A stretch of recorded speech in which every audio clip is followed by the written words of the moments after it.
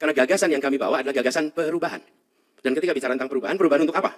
Maka kami sampaikan perubahan untuk mengedepankan unsur keadilan di dalam kebijakan-kebijakan yang disusun oleh pemerintah. Semua kebijakan yang disusun benturkan dengan satu pertanyaan. Apakah kebijakan ini memenuhi rasa keadilan? Bila tidak, koreksi. Dan itu masing-masing bidang. Ketika itu dilakukan, mengejutkan bagi yang tidak terbiasa dengan urusan keadilan. Saya beri contoh. Dinas Pertamanan dan Hutan Kota. Dengar harus berkeadilan. Terus saya mikir, nyambungnya di mana Pak? Ini soal landscape. Insinyur landscape nih. Ya, Bu Linda, insinyur landscape juga di sini. Insinyur landscape. Kami bicaranya jenis tanamannya, jenis itu. Mengapa kita bicara soal keadilan? Bukan. Tugas Anda apa? Tugas Anda menyediakan fasilitas itu pertanyaannya. Coba lihat peta Jakarta. Di mana letak taman itu berada?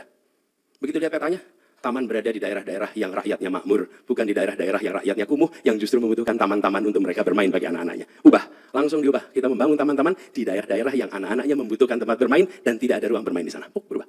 Bangun lebih dari 400 taman. Rasa keadilan. Pendidikan. Pendidikan bicara kesehatan, bicara tentang guru, bicara tentang kurikulum, bicara tentang tunjangan dan lain-lain. Tapi keadilan, pertanyaan sederhana. Bagaimana pendidikan kita memasukkan unsur keadilan? Ini contoh saja.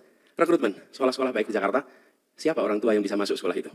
Anak-anak yang orang tuanya pendidikan SD, SMP, S1, S2, S3, itu mendominasi lebih dari 90% recruited student di sekolah-sekolah favorit di Jakarta. Sekarang pertanyaannya, mungkinkah itu akan memenuhi rasa keadilan? Tidak, harus diubah. Diubahlah sistem rekrutmennya. Setelah dirubah, apa yang terjadi? Sepertiga berpendidikan S1, S2, S3, sepertiga SMA, sepertiga SD dan SMP. Dan apa yang terjadi? Kurva normal, semua siswa yang masuk di sekolah-sekolah favorit di Jakarta. Ideologi.